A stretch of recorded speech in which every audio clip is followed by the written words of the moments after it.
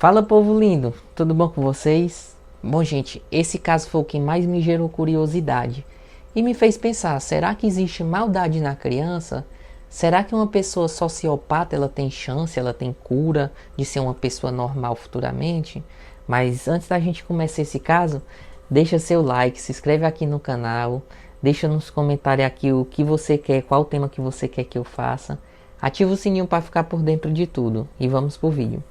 A gente sabe que diversos casos ao longo da história, elas comprovam que a maioria das crenças que a criança não tem maldade em nada, isso é falso, pessoal. As crianças elas têm maldade sim, elas podem ser cruel sim, elas podem ser sociopatas sim, e tudo isso é comprovado. Basta você criar ela no meio de um ambiente cheio de abusos. As crianças elas podem ser muito diferentes do que a gente pensa, naquele conceito que a gente está acostumado a atribuir a elas. Mas a boa notícia é que muitas vezes elas podem ser ajudadas sim, quando é descoberto ainda nova. A Beth ela foi um exemplo. Eu não sei a data de nascimento dela ao certo, mas ela nasceu na década de 80. Ela foi adotada por um casal de americano, o Tim e a Julie. Quando era pequena, a Beth Thomas, de apenas um ano, e seu irmão mais novo, Jonathan, eles foram mandados para adoção. Eles viviam com o pai, que recebeu a guarda depois da morte da esposa, durante o parto do menino. O pai ele era um homem estranho, sádico, doentio, que abusou sexualmente da garota várias vezes, e aí até do seu irmão também, que foram colocados para adoção, inclusive. O Tim e a Julie, no entanto, eles não sabiam de absolutamente nada dos abusos, no momento que eles decidiram adotar os irmãos, E eles também não desconfiavam de nada, eles pareciam super bem comportados. E depois ele passou até a perceber um comportamento estranho da Beth. A Beth ela dava muitos sinais que ela não era uma menina saudável mentalmente. O problema começou a sair de controle quando a Beth tentou asfixiar o irmão dela. E graças a Deus ela não teve sucesso, no ato dela. Ela também maltratava animais, muitas vezes ela matava.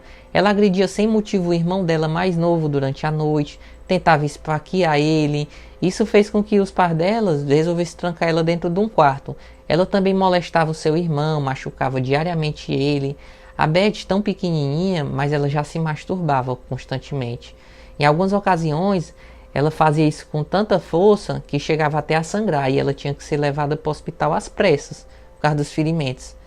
Ela também tentou diversas vezes atacar os pais dela com uma faca de cozinha, e ela conta que ela desejava matar toda a família, por não sentir absolutamente nada por eles.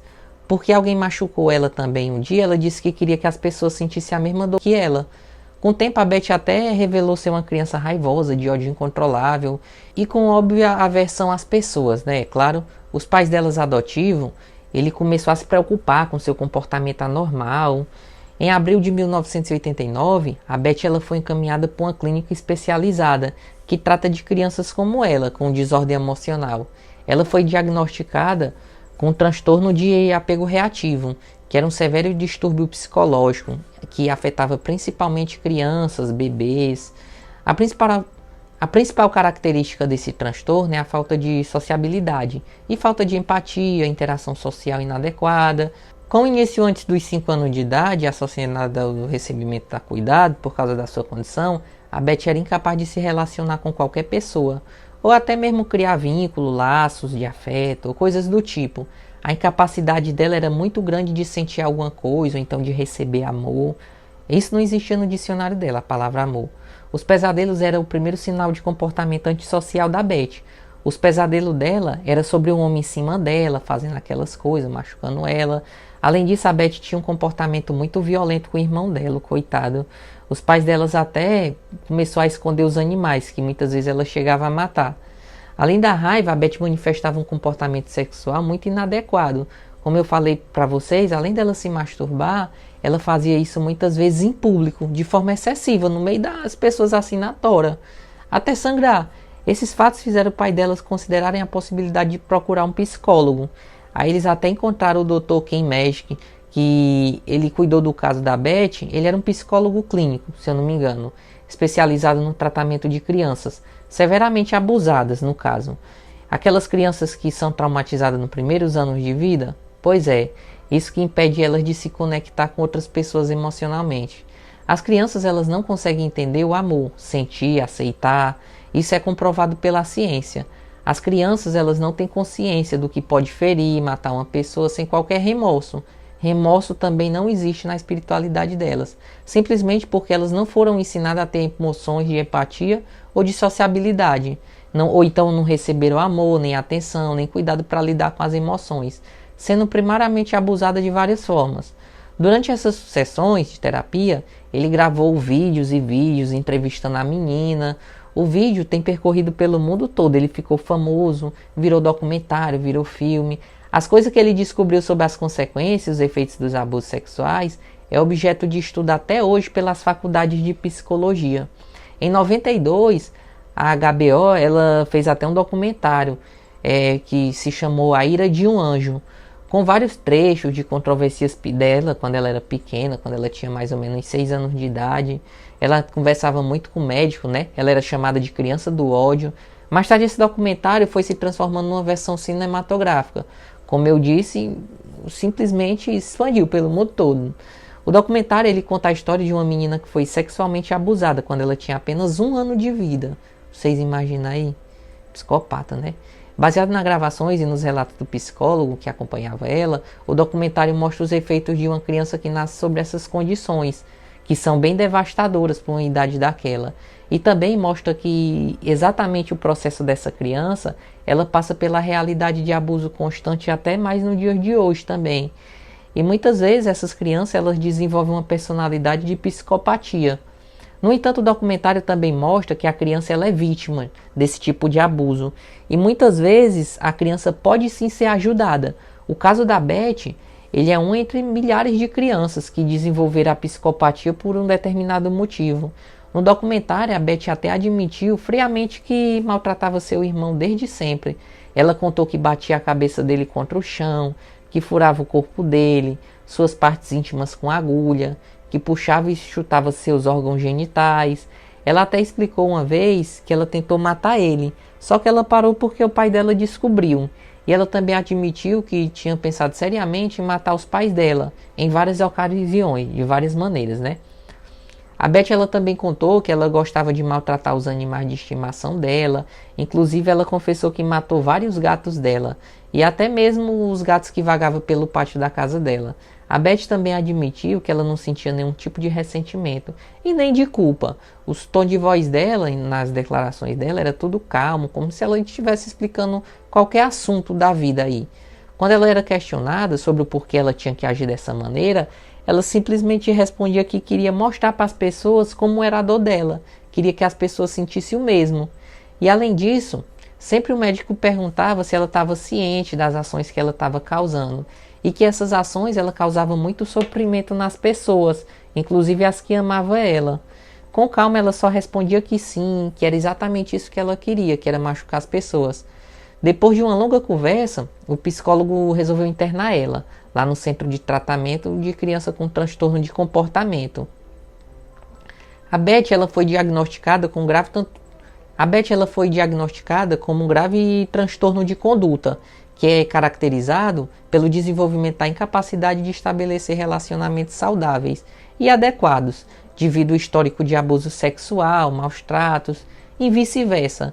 Quem sofre de transtorno de conduta precisa receber atendimento psicológico urgente. E no caso da Beth, ela completa a falta de empatia, todos em sua volta, incluindo ela mesma. Essa falta de empatia poderia ser facilmente comparada com distúrbios como a psicopatia ou a sociopatia. A Beth ela não foi diagnosticada como uma psicopata, né? Porque naquela época ainda não era conhecida a existência do transtorno de personalidade antissocial.